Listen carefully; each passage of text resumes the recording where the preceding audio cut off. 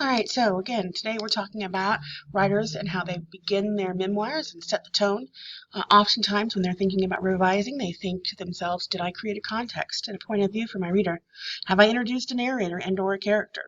And then once they've asked these questions and determined so, they'll go back to their draft and they'll revise for that.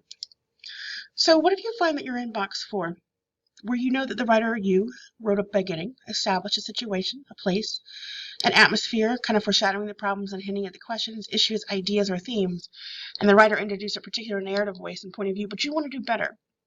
This is the video for you. I want you to try this in your writing. Use sensory details that engage your reader or orient them to your setting and your point of view. They can include smell, touch, sight, taste, and sound. Here are 2 examples that do this extremely effectively. This is again from Thick, the Macmillan memoir. She starts with, I never dreamed about weddings or boyfriends or babies. The first dream from my imagined future self that I can recall starts with a sound. I was maybe 5 years old and I wanted to click-clack, the click-clack of high heels on a shiny hard floor.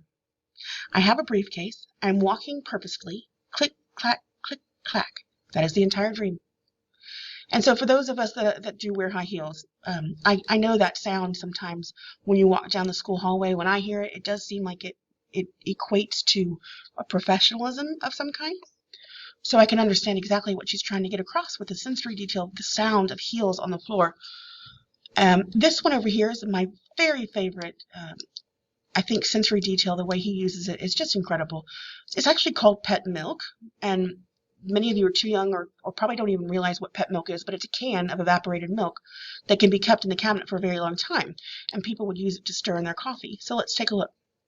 Today I've been drinking instant coffee and pet milk and watching it snow. It's not that I enjoy the taste especially, but I like the way the pet milk swirls in the coffee. Actually, my favorite thing about pet milk is what that can opener does to the top of the can. The can is unmistakably compact, seamless looking. Its very shape suggests that it can condense milk without any trouble. The can opener bites in neatly, and the thick liquid spills from the triangular gouge with a different look and viscosity than milk. Pet milk isn't real milk. The color is off to start with.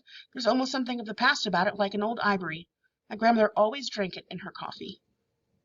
So I've seen the pet milk.